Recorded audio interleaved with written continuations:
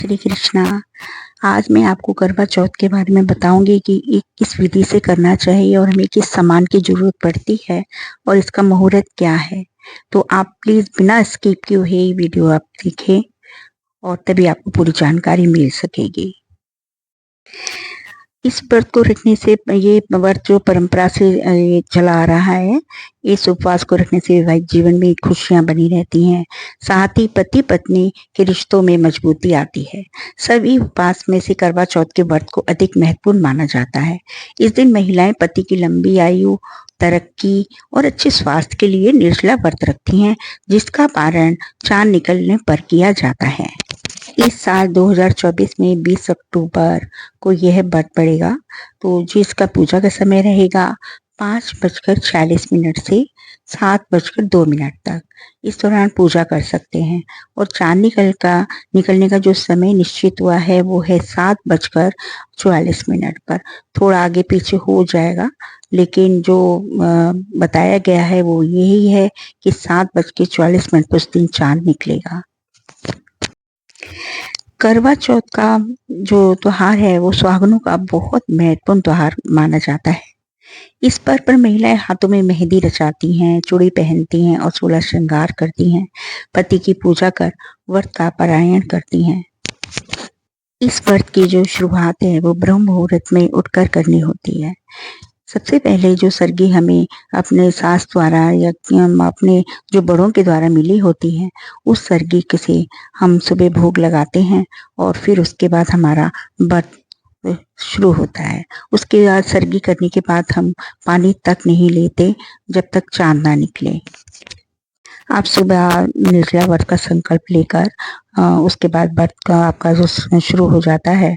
उसके बाद जब आता है पूजा का टाइम, तो आप तुलसी के सामने बैठ जाएं और वो जो एक कैलेंडर आता है करवा चौथ माता का, या अपने घर में कुछ लोग अपने दीवार पे घर पे खुद ही वो बना लेते हैं, तो आप वहाँ पर उसके सामने बैठ जाएं, विधिवत पूजा करें। पहले शंकर भगवान, माँ पार्वती, गणेश जी की, उसके बाद आप कहानी करें।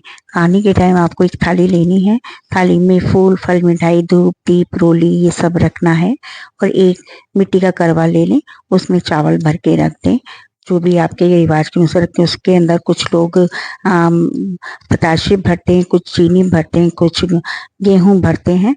तो आपने जो उसके अंदर भरना है वो उसको भर के और दक्षिणा लेकर, और जो अपने सासू माँ को या किसी सुहागिन स्त्री को जो भी कुछ आपने दान करना है, तो उनके पैर पर पड़कर जो भी आपने देना वो सब उस टाइम आप थाली में रखें और उसके बाद कहानी करें। उसके बाद जब चांद निकलेगा तो आपने उसको छन्नी में जलता हुआ दीप रखकर चंद दर्शन करें। उसके बाद उसी छलनी से पति का मुख देखें।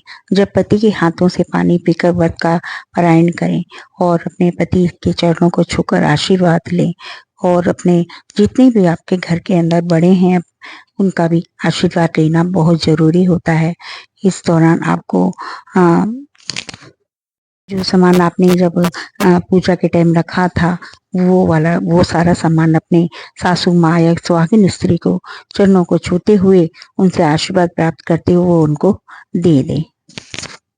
उसके बाद रात्रि को फिर आपने भोजन करना है, एक थाली लगानी है। वो सबसे पहले अपने सासू माँ को वो थाली लगाना है, उनसे खाने का निवेदन करना है। उसके बाद अपने पति को भोजन कराएं और फिर स्वयं भोजन करें। प्रयास से पूरी विधि के साथ आप ये व्रत रखती हैं तो चौथ माता माँ पार्वती का आपको पूर्ण आशीर्वाद मिलता है और आप पूरे साल अपने पति के साथ आनंदित होकर खुशी से जीवन यापन करती हैं। तो इसी प्रकार से आपको ये व्रत करना चाहिए और पूरी श्रद्धा के साथ ये व्रत करना चाहिए। दूसरा, मैं आगे आपको बताऊंगी कि हमें अर्घ देते हुए क्या बोलना चाहिए, और थाली जब हम बटाते हैं पूजा के टाइम तो हमें कैसे इसको थाली बटाना चाहिए, क्या बोलते हुए। तो ये मैं आपको नेक्स्ट वीडियो में बताऊंगी। अगर आपको मेरी नेक्स्ट वीडियो देखनी है तो आप प्लीज़ मेरे चैनल को लाइक करें, सब्सक्राइब करें। जय श्री कृष्णा, राधे राधे।